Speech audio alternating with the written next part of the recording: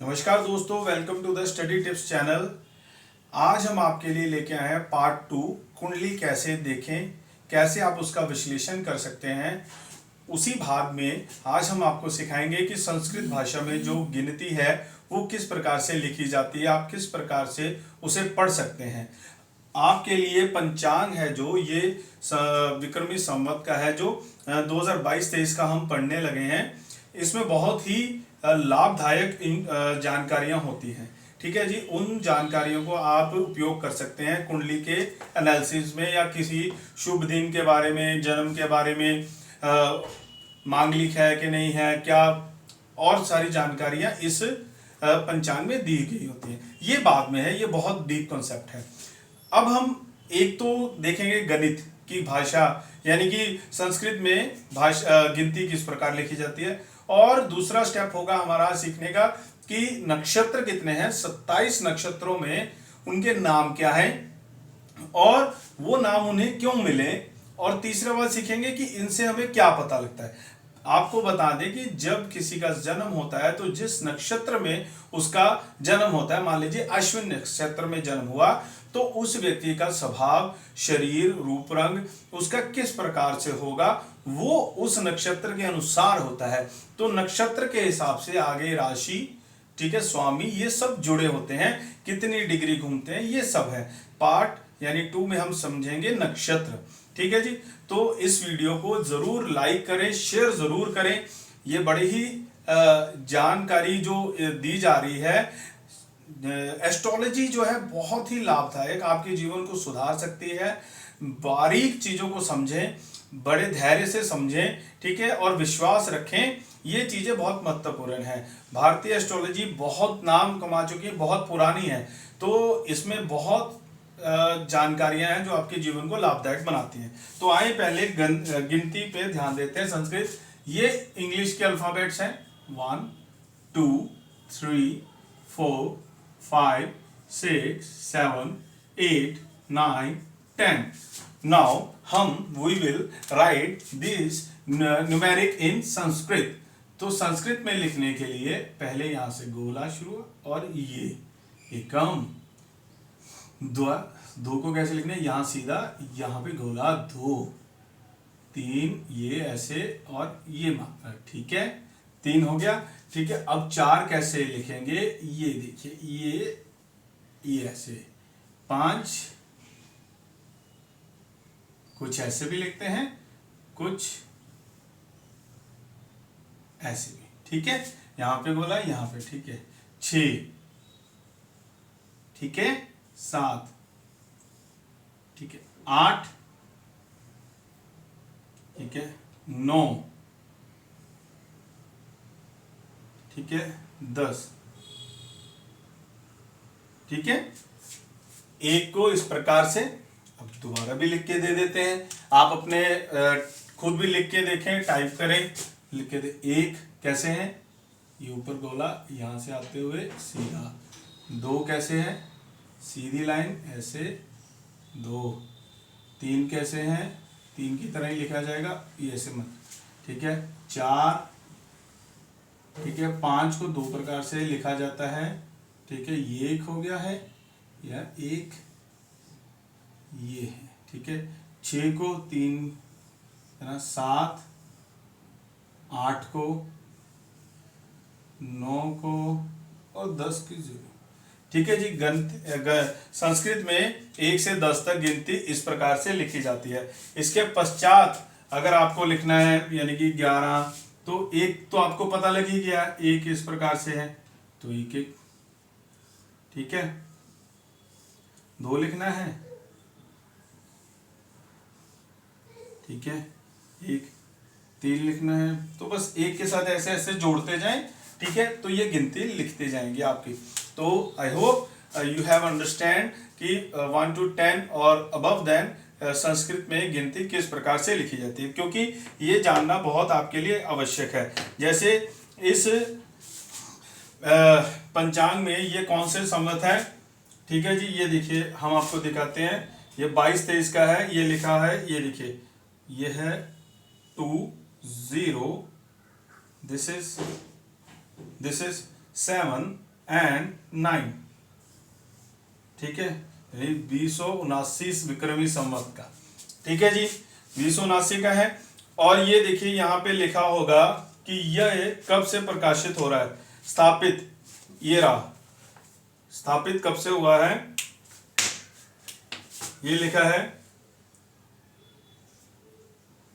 1/9/3/2 यानी 1932 से, ठीक है, 1932 से। और इसका कौन सा प्रकाशन आया है, प्रकाशन आया है इसका, ये है 1/4/7, 1/4/7 यानी 147वां, ठीक है जी। तो इसको जोड़े 1932 और 147, 9702, 2079 विक्रमी संवत, यानी 1932 से शुरू करा विक्रम और 147वां प्रकाशन उन्होंने दे दिया, तो 2079वां विक्रमी संवत चल रहा है। तो ये पंचांग देवी दयाल जी का है, जो बहुत ही महत्वपूर्ण है, आपको बहुत सारी जानकारियां ये दे सकता है। तो यहां तक तो हो गई हमारी गिनती संस्कृत की, तो आप नोट डाउन कर सकते हैं। नोट डाउन करने के बाद आप इसको खुद लिख के देखें, और इस प्रकार पंचांग आप किसी भी किताब बाजार या पास की दुकान से ले सकते हैं स्टेशनरी की, तो 110 रुपये के आसपास का आता है। तो एनालिसिस करें, पढ़ें, ज्ञान के लिए पढ़ें, शौक के लिए पढ़ें, बहुत जीवन में लाभदायक है मित्रों। आगे हम पढ़ेंगे अब नक्षत्र, होप आपने नोट डाउन कर लिया होगा, ठीक है जी। तो नक्षत्र कुल मिला के 27 प्रकार के होते हैं। इन 27 प्रकार के नक्षत्रों के जो भाव होते हैं, जो व्यक्ति के जीवन के बारे में हमें बताते हैं, ठीक है जी। तो हम उनके बारे में अब जानकारी लेंगे। हाँ जी, तो पहला नक्षत्र है, पहला एक गिनती लिखेंगे, ठीक है, अश्विनी, ठीक है। ये क्या है, जब आप देखिए ना, आप कभी देखेंगे रात को कि सितारों की एक आकार सा बन जाता है, ठीक है जी। उस आकार को जोड़ें तो कोई नक्षत्र बन जाता है। आप देखेंगे ना, कोई आकृति बन रही है ब्रह्मांड में, आप कहेंगे वो देखिए कोई चेहरा बन रहा है या कुछ बन रहा है, तो सितारों को जोड़ के जो बन रहा है वो नक्षत्र है। ये इसमें अश्विनी नक्षत्र जनवरी के महीने में प्रारंभ में सिर के ऊपर दिखता है, 3-3 तारों का ये जोड़ होता है, 3-3 तारों का, ठीक है जी। 3-3 सितारे जिसको कहते हैं, उनका जोड़ होता है अश्विनी नक्षत्र। ये पहला नक्षत्र था, ठीक है। इसमें आपने 3-3 भी ऐसे लिखते हैं, 3-3 तारे, ठीक है, जनवरी के महीने में, ठीक है। ये 2 अश्विनी कुमार थे, उनके नाम से इस नक्षत्र का नाम पड़ा है, ठीक है। हर नक्षत्र के स्वामी होते हैं, हर नक्षत्र के यानी कि आप देव होते हैं, वो भी हम आगे पढ़ेंगे, ठीक है। अब दूसरा नक्षत्र है भरणी। भरणी का अर्थ है धारक, धारण करने वाली, ठीक है। आपको याद होगा माँ पार्वती के पिताजी का नाम, ठीक है जी। ये यानी यहाँ पे दक्ष प्रजापति जी की पुत्री की बात हो रही है। दक्ष प्रजापति जी के पुत्री का नाम था भरणी, वो चंद्र देव जी की पत्नी थी, तो उनके नाम से ये भरणी नक्षत्र बना है। तो दूसरा नक्षत्र आपको याद हो गया। आपको भी धीरे धीरे याद करना है कि इस नक्षत्र में जो पैदा होते हैं, उनका स्वभाव, उनका व्यक्तित्व, उनके जीवन में क्या कुछ होगा, वो ये नक्षत्र बताते हैं, ठीक है। अब तीसरा नक्षत्र है, ये 3 ऐसे आएंगे, कृतिका। कृतिका नक्षत्र एक स्त्री नक्षत्र है, ठीक है जी। ये इसमें स्त्री नक्षत्र है, इसमें 6 स्टार्स, 6 तारे मिलके, जब आप ब्रह्मांड में देखेंगे 6 तारों का जोड़ चल रहा है, 6 सितारे इकट्ठे हैं, ठीक है जी। तो वहां पर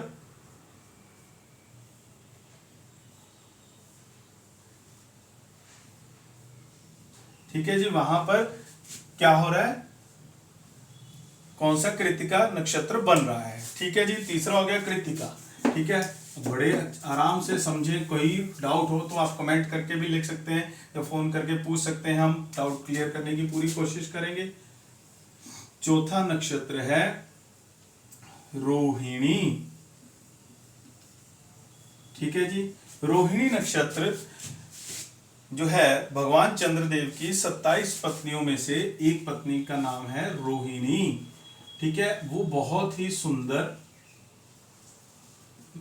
बहुत ही अच्छे वस्त्र पहनने वाले थे, तो उनके नाम से ये नक्षत्र हैं।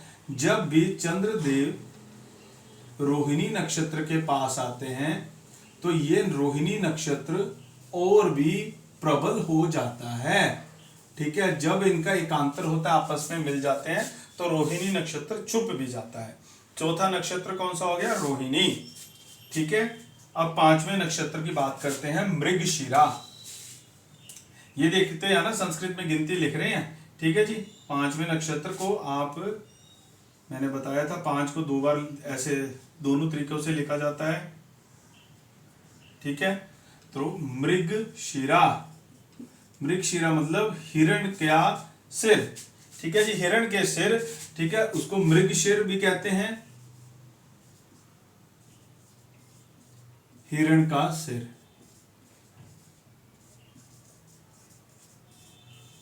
ठीक है, तो पांचवा नक्षत्र कौन सा हो गया, मृगशिरा। छठा नक्षत्र आर्द्रा। कौन सा, आर्द्रा, छठा नक्षत्र। बड़े ही नक्षत्रों के नाम याद होना, उनके जो शॉर्ट नेम है वो याद होना बहुत ही जरूरी है, तभी आप कुशल तरीके से कुंडली का विश्लेषण कर सकते हैं। आर्द्रा ये राहु का नक्षत्र है। ठीक है जी, बृहस्पति और चंद्रमा का प्रभाव इस पे रहता है। ठीक है जी, ये चंद्रमा का नहीं, बृहस्पति की पत्नी का नाम था तराका, जो एक असुर थी, उसके कारण इस आर्द्रा का नक्षत्र का नाम है। ठीक है जी, तो राहु का ये नक्षत्र है। ठीक है जी, आगे छठा हो गया। अब सातवें नक्षत्र की बात करते हैं। सातवां नक्षत्र है पुनर्वसु। यहां से पुनर्वसु, यानी जिन लोग इस नक्षत्र में जो व्यक्ति पैदा होते हैं उनको धन संपत्ति मान ये सब दोबारा पुनः मिलता है। ठीक है जी, पुनः धन मान संपत्ति ये सब प्राप्त होता है। ठीक है जी, जो पूर्णवसु नक्षत्र में पैदा होते हैं। सातवां हो गया। अब आठवें नक्षत्र की बात करते हैं, पुष्य। पुष्य नक्षत्र एक पुष्प का जो बिगड़ा हुआ रूप है उसे कहा जाता है। ठीक है जी, तो इसको जो देखते हैं बहुत ही शुभकारी लाभकारी नक्षत्र माना जाता है। इसका सिंबल जो होता है गाय के ना धन जो होते हैं जहां से दूध आता है वो माना जाता है। जैसे वो दूध पवित्र होता है, लोगों के लिए व्यक्ति के लिए लाभकारी होता है, इसी तरह इसे भी माना जाता है। ठीक है जी, नौवां नक्षत्र होता है आश्लेखा। आश्लेखा, ठीक है जी, ये सूर्य का नक्षत्र है, इस पर बुध और चंद्रमा का प्रभाव रहता है। ठीक है, आश्लेखा। 10वां नक्षत्र है मखा। ये केतु का नक्षत्र है। केतु जो है राहु का धड़ माना जाता है। ठीक है जी, तो इस नक्षत्र को कहते हैं मघा।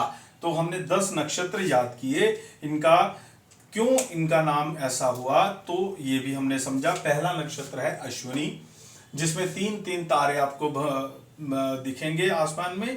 ठीक है जी, जहां पे वो 3 तारों के जोड़ को बोला जाएगा अश्विनी। अश्विनी कुमार हुए थे पुरातन समय में, उनके नाम से ये नक्षत्र है। दूसरा है भरणी। भरणी भगवान चंद्रदेव की पत्नी दक्ष प्रजापति की पुत्री, उनके नाम से ये नक्षत्र है। तीसरी कृतिका, कृतिका जो है स्त्री नक्षत्र है। इसमें जो 6 सितारों का जो जोड़ होता है उसे कृतिका नक्षत्र कहा जाता है। चौथा नक्षत्र है रोहिणी। रोहिणी जो है भगवान चंद्रदेव की 27 पत्नियों में से सबसे सुंदर और नए नए वस्त्र पहनने वाली थी।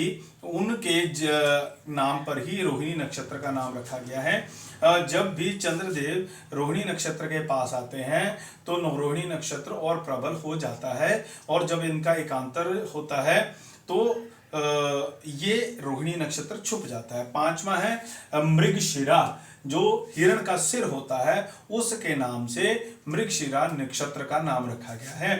फिर छठा है आर्द्रा, ये जो है राहु का नक्षत्र है। ठीक है जी, इसमें बृहस्पति देव हैं, जो उनकी पत्नी का नाम था तराका, उसके साथ इनका है संबंध, क्योंकि वो भी असुर थे, तो उनको ब्रह्मा जी ने खंडनीय होने का वरदान दे रखा था, तो उसके कारण ये नक्षत्र का नाम आर्द्रा है, अखंडनीय होने का। अखंडनीय, खंडनीय नहीं, माफ करना। फिर है पूर्ण वसु, सातवां पूर्ण वसु, यानी जो पुण्य धन संपत्ति जिनको प्राप्त होती है, उस नक्षत्र का नाम रखा गया पूर्ण वसु। आठवां है पुष्य। पुष्य जो है पुष्प का एक बिगड़ा हुआ रूप होता है। इसे बड़ा ही पवित्र, शुभकारी, लाभदायक माना जाता है। जैसे गाय के जो धनु होते हैं जहाँ से दूध आता है, वो जितना दूध पवित्र है, लाभकारी है, उसी प्रकार से इस नक्षत्र का नाम भी पुष्य रखा गया है। नौवां नक्षत्र है आश्लेषा। आश्लेषा सूर्य का भगवान का नक्षत्र है। इस नक्षत्र पर बुध और चंद्रमा का प्रभाव रहता है। 10वां नक्षत्र है मघा। मघा जो है केतु का नक्षत्र है। केतु जो है राहु का धड़ माना जाता है। तो ये हमने 10 नक्षत्र याद किए हैं।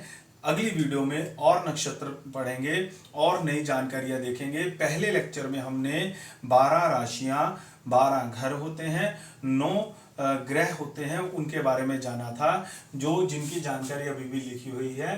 ठीक है, तो अगर कोई आपका प्रश्न हो तो आप हमें कमेंट में लिख के ज़रूर बताएं, और हमारी इस वीडियो को ज़्यादा से ज़्यादा लाइक शेयर ज़रूर करें, लोगों तक पहुंचाएं, और विश्वास रखें हर दिक्कत का हल होता है।